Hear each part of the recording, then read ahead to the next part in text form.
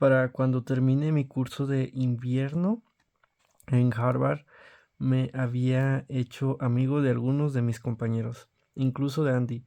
Si algo me enseñó mi corta estancia en Harvard es que desde el FBI teníamos mucho que enseñarles a los demás sobre el arte de la negociación. Allí me di cuenta de que sin una comprensión profunda de la psicología humana, sin aceptar que los seres humanos somos animales irracionales, locos e impulsivos que se dejan llevar por las emociones. Toda la inteligencia y toda la lógica matemática del mundo resultan de poca ayuda en la interacción tensa y mudable que supone la negociación entre dos personas. Sí, quizá el hombre sea el único animal que practica el regateo. Entre los monos no se da el intercambio de un trozo de plátano por unas nueces. Pero independientemente de cuánto envolvamos nuestras negociaciones en teorías matemáticas, no dejamos de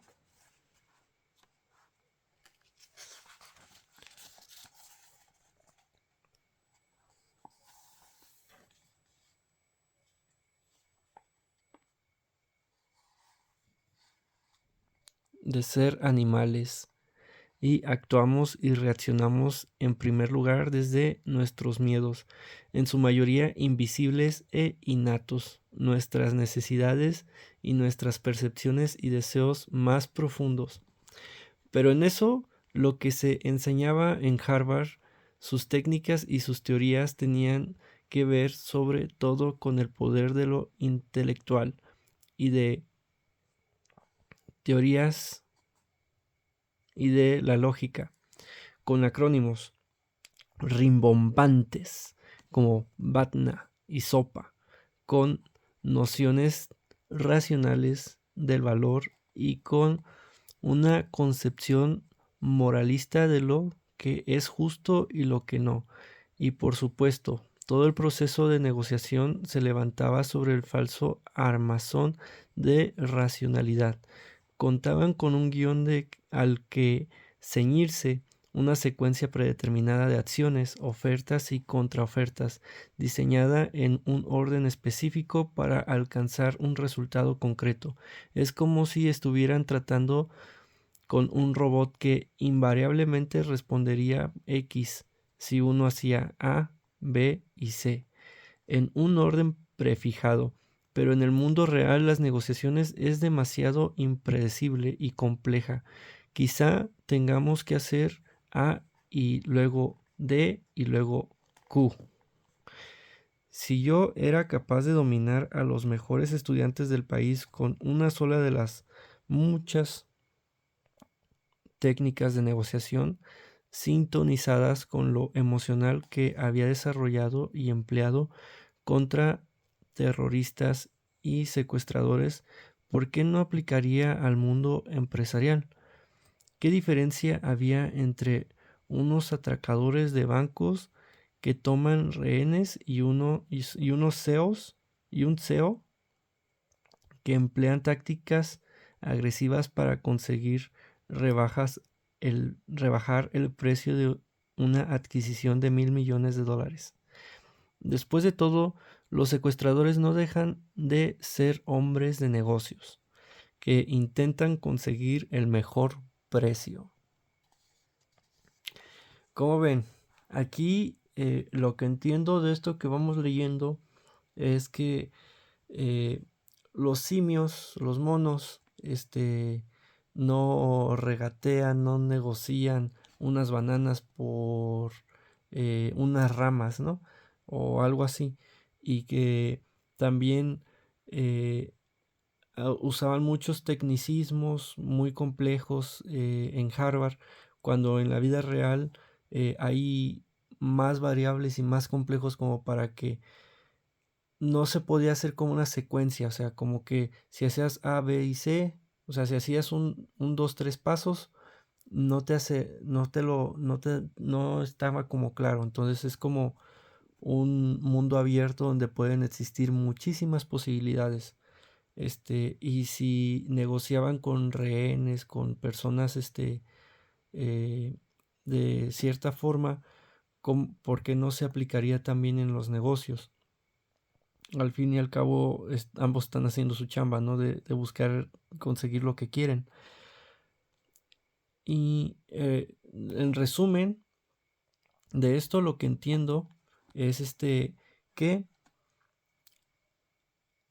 estemos como despiertos y no seamos robots, que tengamos nuestra intuición y creamos en nosotros mismos al seguir como nuestro procedimiento es más abierto, o sea, como que una sola cosa te puede cambiar todo lo demás. Vamos a continuar con la lectura. Negociación al estilo de la vieja escuela. La captura de rehenes y por lo tanto la negociación con rehenes ha existido desde el principio de los tiempos. El Antiguo Testamento ofrece numerosos relatos en los que tanto los israelíes como sus enemigos toman rehenes como botín de guerra. Los romanos, por su parte, tenían la costumbre de obligar a los príncipes de los territorios sobre los que tenían vasallaje, a que enviaran a sus hijos a educarse a Roma, y así se aseguraban la lealtad de los príncipes. En Estados Unidos, hasta los tiempos de la administración Nixon, la negociación con rehenes se limitaba a enviar a las tropas e intentar liberar a los rehenes a tiro limpio. Para los cuerpos de seguridad, la estrategia consistía básicamente en hablar y hablar hasta que dábamos con una forma de sacarlos a punta de pistola, fuerza bruta. Y entonces ocurrieron una serie de desastres que nos obligaron a cambiar el método. En 1971 murieron 39 rehenes cuando la policía intentó resolver mediante el uso de las armas una rebelión de presos en la cárcel de Ática, en el norte del estado de Nueva York. Poco después, durante las Olimpiadas de Múnich en 1972, 11 atletas entrenadores israelíes fueron asesinados por sus captores palestinos después de un chapucero intento de rescate a cargo de la policía alemana. Pero la mayor inspiración para que se diera un cambio institucional en los cuerpos de seguridad estadounidenses ocurrió en la pista de un aeropuerto de Jacksonville, Florida, el 4 de octubre de 1971. En aquel momento, Estados Unidos estaba viviendo una epidemia de secuestros aéreos. En 1970 se había producido 5 en un periodo de 3 días. En medio de aquella atmósfera cargada, un hombre desquiciado llamado George Giff secuestró un vuelo charter que salía de Nashville, Tennessee, con intención de desviarlo a las Bahamas. Cuando acabó el incidente, Giff había asesinado a 2 rehenes, su exmujer y el piloto, y finalmente se había suicidado. Okay.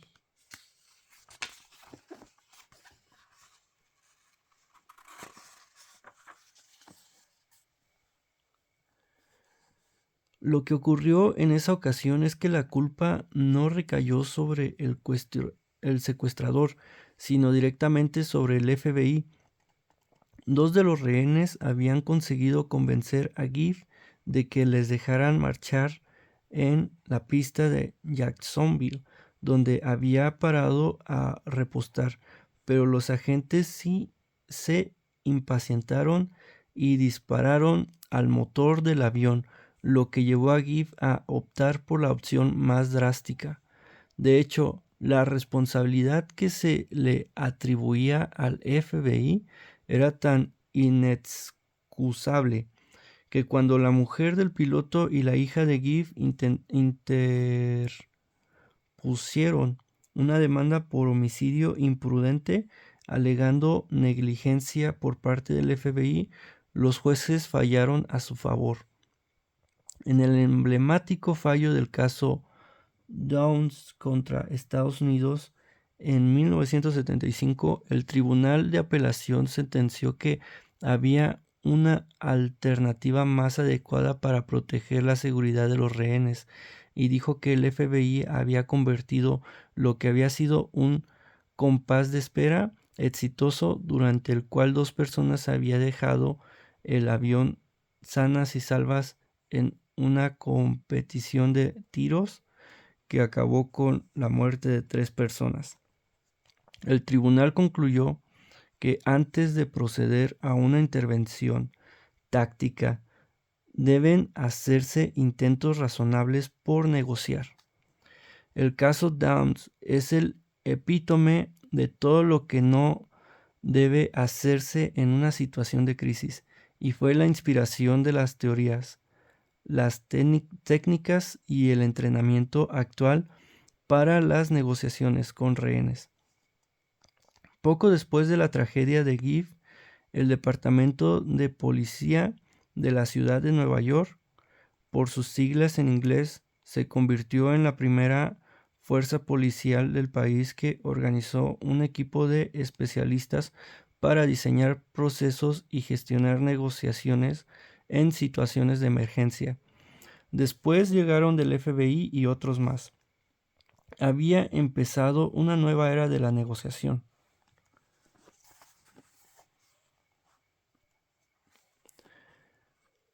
Cabeza frente a corazón. A principios de la década de 1980, el centro neurálgico del mundo de la negociación era Cambridge, Massachusetts, donde diversos investigadores de varias disciplinas empezaron a interactuar y a explorar nuevos conceptos apasionantes. El gran salto llegó en 1979, con la fundación del Harvard Negotiation Project, que tenía el mandato de mejorar la teoría, la docencia y la práctica de las negociaciones, de la negociación, de modo que la gente pudiera gestionar de forma más eficaz cualquier situación, desde tratados de paz hasta fusiones de empresas. 2 años después, Roger Fisher y William Ury, cofundadores del proyecto, publicaron Obtenga el Sí, un trato pionero sobre negociación, que cambió radicalmente la concepción de todos los implicados. El enfoque de Fisher y Ury consistía básicamente en sistematizar la resolución de problemas, de modo que permitiera a las partes negociadoras alcanzar un acuerdo beneficioso para ambas. El sí, el título, su punto de partida era la asunción de que podemos someter al cerebro emocional, esa bestia animal, impredecible e irracional, adoptando un enfoque más racional de la resolución de problemas. Su sistema con 4 principios básicos era seductor y fácil de seguir. 1. Distinguir entre la persona, la emoción y el problema. 2. No enredarse con la posición de la otra parte, aquello que piden, sino centrarse en sus intereses, por qué lo piden, para descubrir qué es lo que quieren de verdad. 3. Cooperar para generar opciones ventajosas para ambas partes. Y 4. Acordar mutuamente unos indicadores que nos permitan evaluar esas posibles soluciones. Era una síntesis brillante, racional y profunda de la teoría de de juegos y del pensamiento legal más avanzado de la época durante años.